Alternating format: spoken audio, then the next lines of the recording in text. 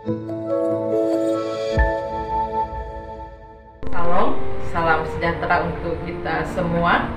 Kita berjumpa kembali dalam sarapan rohani Galangning yang Abian Basi, Jumat 25 Februari 2022.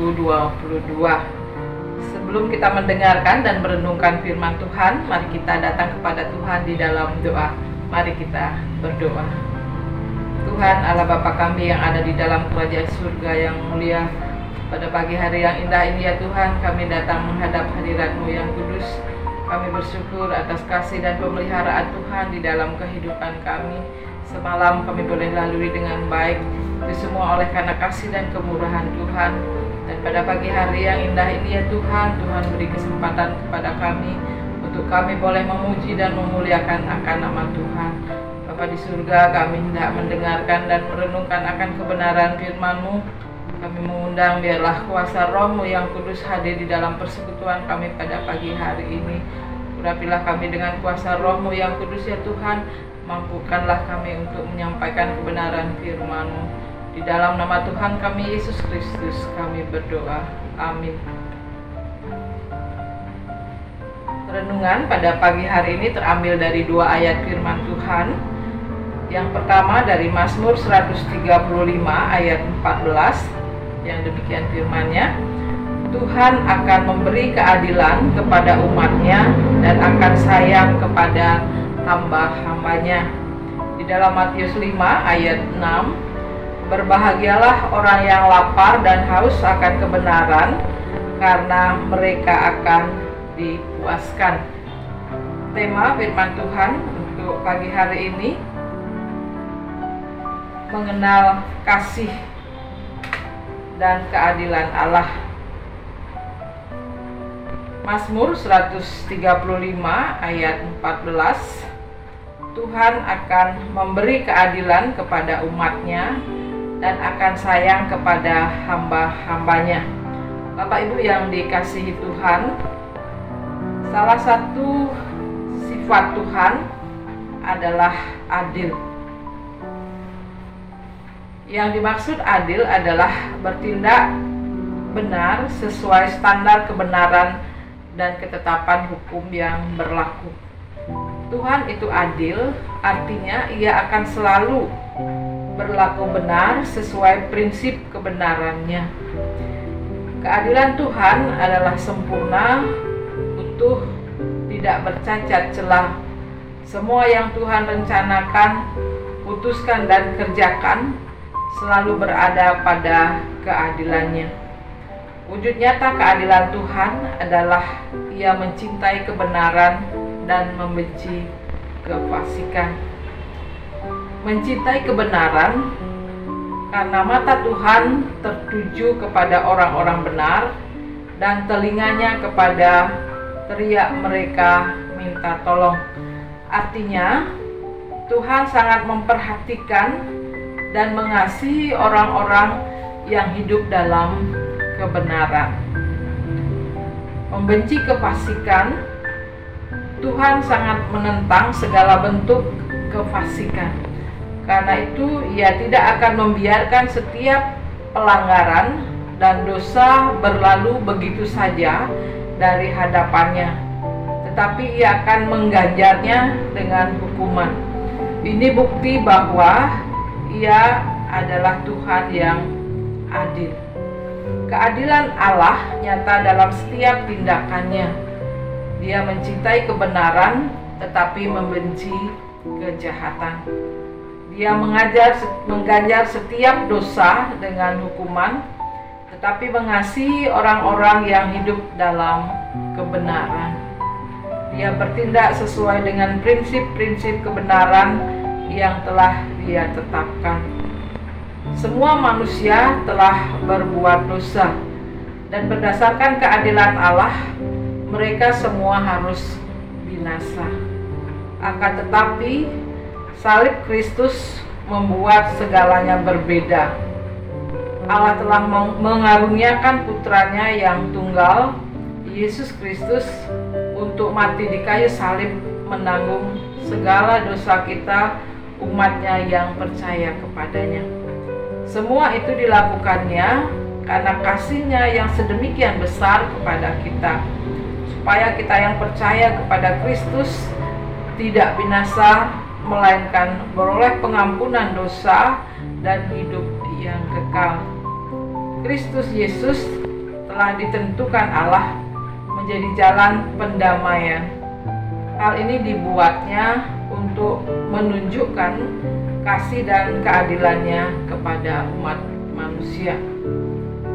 Dan di dalam Matius 5 ayat 6, berbahagialah orang yang lapar dan haus akan kebenaran, karena mereka akan dipuaskan.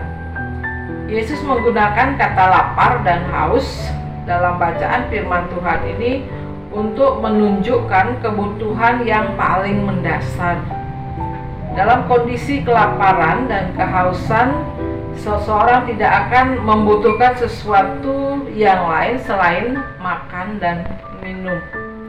Jika tidak, mereka akan mati. Artinya, Yesus bicara tentang sebuah kebutuhan yang tidak bisa diabaikan, tidak bisa dikecilkan, apalagi dianggap sepele. Yesus menggunakan kebutuhan sehari-hari untuk menggambarkan kebutuhan mendasar yang harus dimiliki umatnya untuk hidup di dalam Tuhan. Manusia tidak dapat hidup sebagai umat Allah yang sejati kalau tidak hidup dalam kebenaran. Yesus dicobai iblis di padang gurun dalam keadaan lapar dan dahaga. Kemudian iblis berkata, "Ubahlah batu ini menjadi roti." Jawab Tuhan Yesus, "Manusia bukan hidup dari roti saja, melainkan dari setiap firman yang diucapkan Allah." Arti dari lapar dan haus akan kebenaran di dalam Matius 5 ayat 6 yaitu yang pertama, kebenaran tidak tergantung pada diri sendiri tetapi pada Kristus. Bagaimana kita hidup dalam benar di hadapan Allah. Yang kedua, haus dan lapar akan kebenaran kadangkala baru kita rasakan ketika kita jatuh dalam segala persoalan dan pergumulan hidup atau jatuh dalam dosa. Roh Kudus akan senantiasa memimpin ketika kita merasa lapar dan haus akan kebenaran. Dengan mengandalkan Tuhan atau menjadikan Tuhan sebagai kebutuhan yang paling mendasar dalam kehidupan kita, maka dalam menghadapi segala permasalahan dan pergumulan hidup kita, Tuhan akan menolong kita serta menyucikan kita dari segala kesalahan dan dosa yang kita lakukan. Kemudian yang ketiga, orang yang lapar dan haus akan kebenaran akan mementingkan atau memprioritaskan kerajaan Allah dan kebenarannya. Di dalam hidup dan segala aktivitas yang dilakukan akan menghadirkan kerajaan Allah dan kebenarannya. Bapak Ibu yang dikasihi Tuhan, seperti seseorang yang lapar akan makanan, demikian pula berbahagialah orang yang lapar akan kebenaran. Seperti seseorang yang haus akan minuman, demikian pula berbahagialah orang yang haus akan kebenaran. Orang yang lapar dan haus akan kebenaran adalah orang yang lapar dan haus akan Allah. Lapar dan haus akan kerajaan Allah. Sebab kerajaan Allah bukanlah soal makanan dan minuman, tetapi soal kebenaran, damai sejahtera dan sukacita oleh Roh Kudus. Berbahagialah orang yang lapar dan haus akan kebenaran, karena ia akan dipuaskan. Amin. Mari kita mengamini firman Tuhan pada pagi hari ini dengan bersama-sama kita datang kepada Tuhan di dalam doa. Mari kita berdoa. Bapa di surga, terima kasih atas firman-Mu yang boleh kami dengar pada pagi hari ini, yang mengingatkan dan mengajarkan kami untuk selalu lapar dan haus akan kebenaran firman-Mu, mengajarkan kepada kami bagaimana seharusnya kami hidup untuk menghadirkan kerajaan Allah dimanapun kami berada. Dan biarlah kuasa Roh-Mu yang kudus memampukan kami untuk melakukan kebenaran firman-Mu. Pada pagi hari ini kami membawa dalam doa segala pergumulan yang kami hadapi, terutama untuk virus COVID-19 ini. Biarlah kuasa darah-Mu menghancurkan semua virus yang ada, karena kami percaya bahwa Engkau adalah Allah yang berkuasa atas segala sakit penyakit.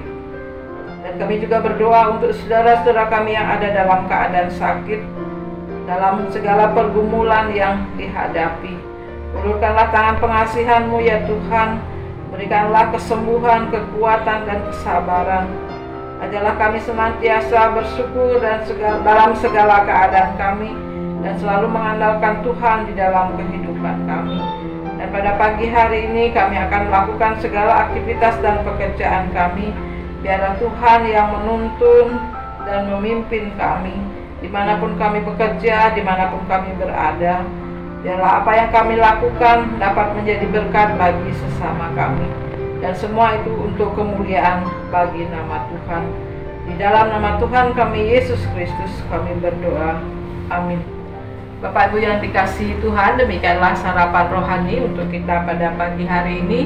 Selamat beraktivitas, Tuhan Yesus memberkati. Shalom.